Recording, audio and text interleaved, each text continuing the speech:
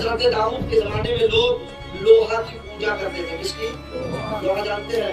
تو اس کی پوجا کرتے تھے. حضرت داؤد نے کہا اے لوگوں سنیے غور سے سنیے، اے لوگوں اس کی پوجا کرنے کا کہہ رہا ہوں آپ نہیں جانتے ہیں بہت مضبوط چیز ہے. حضرت داؤد نے کہا یہ لوہا اتنی طاقتور ہے کہ تم اس کی پوجا کرتے ہو، اس کی پرستش کرتے ہو، اس کی عبادت کرتے ہو؟ ہاں بہت مضبوط ہے. حضرت داؤد نے کہا لاؤ روکا. حضرت داؤد نے ہاتھ میں ایسے لیا اور ایسے ایسے دبایا اور پھر جیسے چاہا اس نے بنا کے چھوڑ دیا.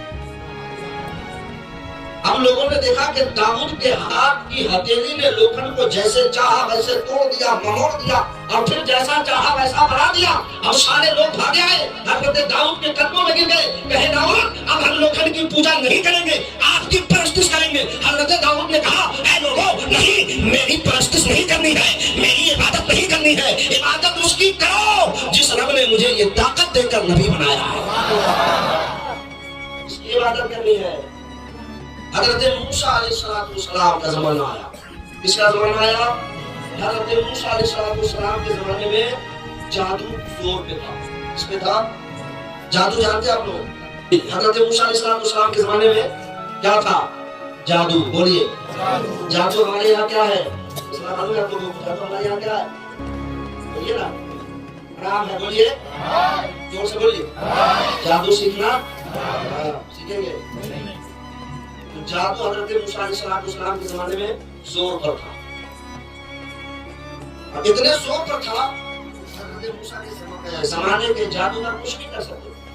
حضرت موسیٰ علیہ السلام اور معاملہ جادوگروں سے ہوا. جادوگروں نے رسی منوائے اور میدان میں چھوڑ دیا. جتنی رسیاں تھی سب کے سب سانپ بن گئے. کیا بن گئے؟ سانپ بن گئے. حضرت موسیٰ علیہ السلام کی طرف سب پڑھنے لگے. قریب تھا کہ حضرت موسیٰ کو سانپ ڈس مارتا، ڈس لیتا. حضرت موسیٰ کے ہاتھ میں عصا تھا، لکڑی تھی، آپ نے چھوڑ دیا اسے زمین پر. اللہ نے اپنی قدرت سے موسیٰ کی لاٹھی کو سارے سانپوں کو کھانے والا اژدہا بنا دیا. اور جتنے سانپ جادوگر نے چھوڑے تھے سارے کے سارے سانپ کو حضرت موسیٰ کی لکڑی کھا گئی. اب جادوگر نے دیکھا کہ باپ رے باپ، یہ تو ہمارا بھی باپ نکلا ہے. سارے جادوگر بھاگے موسیٰ علیہ السلام کی قدموں میں پڑ گئے اور کہا کہ حضور آج کے بعد ہم جادو کی پوجا نہیں کریں گے، جادو کی پرستش نہیں کریں گے. حضور اب تو ہم آپ کی عبادت کریں گے. حضرت موسیٰ نے کہا ارے پاگل، عبادت میری نہیں اللہ کی کرو جس نے موسیٰ کی لکڑی میں یہ طاقت دے کر موسیٰ کو نبی بنایا ہے. اور آگے بڑھیے. حضرت عیسیٰ کا زمانہ آیا. حضرت عیسیٰ کے زمانے میں طبیبوں کا بڑا بول بالا تھا، حکیموں کی بڑی چلتی تھی، توتی بولتی تھی حکیموں کی. یونان جانا ہے آپ نے؟ یونان کا آپ بھی آج دیکھے ہو کہ بازاروں میں یونانی دوا تھا. یونان کے بڑے بڑے حکیم تھے، اتنے بڑے ماہر حکیم تھے کہ جب یونان کے لوگ اتنے مائنڈیڈ اور اتنے دماغ والے تھے وہ لوگ، یونان کے لوگ، کہ جب وہ لوگ جنگلوں سے چلتے تھے تو جنگل کے پتے پکار پکار کے کہتے تھے اے یونان کے حکماء، اے یونان کے عقل والوں، اے یونان کے ماہر، مجھے لے لو میں اس بیماری میں کام آؤں گی. اتنے ماہر وہ لوگ تھے. لوگ حکمت کی پوجا کرتے تھے، حکیموں کی توتی بولتی تھی. اس زمانے میں اللہ جل وعلا نے ان لوگوں کی تبلیغ کے لیے اپنے نبی حضرت عیسیٰ علیہ السلام کو کیا کہا؟ حضرت عیسیٰ علیہ السلام کو بھیجا. حضرت عیسیٰ گئے حکیموں کے پاس، کہا کہ او حکیموں، او طبیبوں، او ڈاکٹروں، تیری تو توتی بولتی ہے، لوگ تیری تعریف کرتے ہیں، لوگ تیری پرستش کرتے ہیں، لوگ تجھے عزت کی نظر سے دیکھتے ہیں، لوگ تیری پوجا کرتے ہیں. ذرا ایک کام کرو، میں دو بیماری والے کو لے کے آتا ہوں، اسے صحت لے کے آؤ. دنیا میں کوئی ایسی بیماری نہیں جس کا علاج ہم نہیں کرتے. دنیا میں کوئی ایسی بیماری نہیں جو ہمارے یہاں ٹھیک نہیں ہو سکتی. حضرت عیسیٰ علیہ السلام ہے، قرآن کو پڑھیے، اس کا تذکرہ موجود ہے، علماء موجود ہے. میں قرآن سے آپ کے بھاگ نہیں کروں گا انشاءاللہ. حضرت عیسیٰ علیہ السلام نے دو لوگوں کو پکڑ لیا. ایک اس کو لایا جن کے جسم پر سفید داغ تھے. کیا تھے؟ سفید کلر کے داغ تھے. لوگ طبیبوں کے سامنے لا کے کھڑا کر دیا، یونانی حکماء کے سامنے کھڑا کر دیا، کہا کرو علاج کیسے ٹھیک کر دو. سارے حکماء تھک گئے. دوسرے حضرت عیسیٰ نے کوڑ کی بیماری والے، کس کو؟ کوڑ کی بیماری جانتے ہیں لوگ؟ جانتے ہیں؟ ہاں. تو کوڑ کی بیماری، دو بیمار کو لایا، کہا اسے ٹھیک کر کے دکھاؤ. سارے حکیموں کی حکیمانہ چال ختم ہو گئے. سارے حکماء گھٹنے ٹیک کر جناب عیسیٰ کی بارگاہ میں کھڑے ہو گئے. کہنے لگے عیسیٰ آج تک تو ہم لوگ اپنے حکمت کی پوجا کرواتے تھے، اپنے حکمت کو لوگوں سے منواتے تھے، لیکن یہ کون سی بیماری لا کے دیا جس کا علاج نہیں ہے؟ حضرت عیسیٰ نے کہا تیری دوائیوں میں اتنی طاقت نہیں جو اس بیماری کو دور کر سکے، اس بیمار کو راحت دے سکے، اس بیمار کو شفا دے سکے۔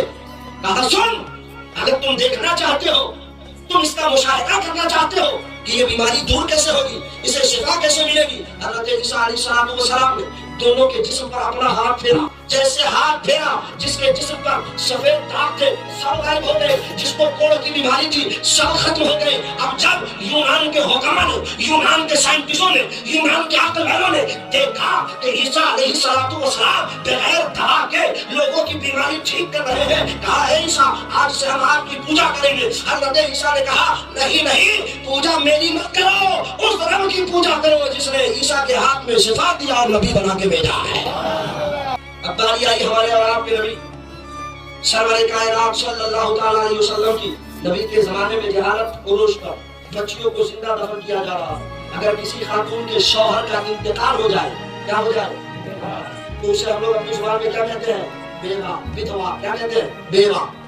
بیوہ کو مکہ کے لوگ کتنے بدسلوکی کے ساتھ ان کو رہتے تھے معلوم ہے؟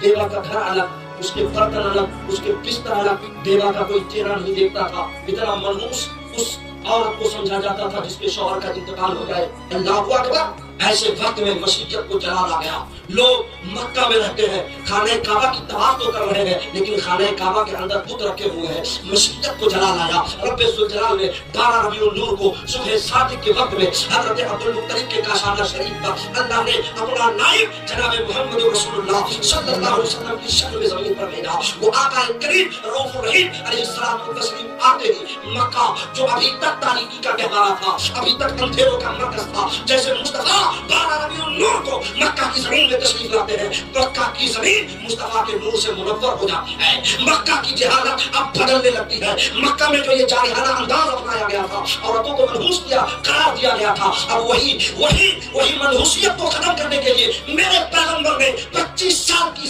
جوانی میں 40 سال کی خدیجہ سے شادی کر کے مکہ کے ان جاہلوں کو بتایا تھا کہ اگر عورت کا شوہر انتقال ہو جائے، اگر عورت کا شوہر مر جائے تو وہ منحوس نہیں ہوتی ہے، بلکہ جسے تم منحوس کہتے ہو اللہ کا نبی اسے عزت دینے آ گیا ہے، اللہ کا نبی اسے اس کا مقام دلانے آ گیا ہے۔ اللہ اکبر! جو باپ اپنے ہاتھوں سے اپنی معصوم بیٹیوں کو زندہ درگور کرتا تھا، بیٹیوں کی آہ کوئی سننے والا نہیں تھا، بیٹیوں کی اس زبان کا کوئی حامی اور نظر نہیں آتا تھا۔ ایک باپ نے اپنے ہاتھ سے کئی بیٹیوں کو زندہ زمین میں دفنایا تھا، اس زمین پر جب بیٹیوں کی آہ و بکا کوئی سننے والا نہیں تھا، اللہ نے ایسے وقت میں جناب محمد رسول اللہ کو اس زمین پر مبعوث فرمایا ہے۔ جو مکہ والے اپنے ہاتھوں سے اپنی معصوم بیٹیوں کو زندہ دفن کرتے تھے، اللہ کے حبیب سرور کائنات صلی اللہ تعالی علیہ وآلہ وسلم بیٹی کی آہ بن کر آئے۔ اب بیٹیوں کو زندہ نہیں دفنایا جا رہا ہے بلکہ مصطفیٰ نے بیٹیوں کی عزت کرنا سکھایا ہے۔ جب رسول اللہ کی بیٹی حضرت فاطمہ آتی تو نبی اٹھ کر کھڑے ہو جاتے تھے اور بیٹی کے پیشانی کو بوسہ دیتے تھے، چوم لیا کرتے تھے۔ مکہ کے لوگوں نے دیکھا یہ کون آ گیا ہے، یہ کیسی تعلیم لے کے آیا ہے، یہ کیسی تربیت لے کے آیا ہے۔ گویا مکہ سے میرے رسول نے تمام جہالت کا خاتمہ کر کے مکہ والوں کو بتا دیا کہ جو تم کر رہے تھے یہ تمہاری جہالت ہے اور جو ہم کر رہے ہیں یہ خدا ہے جل وعلا کی رضا اور خوشی۔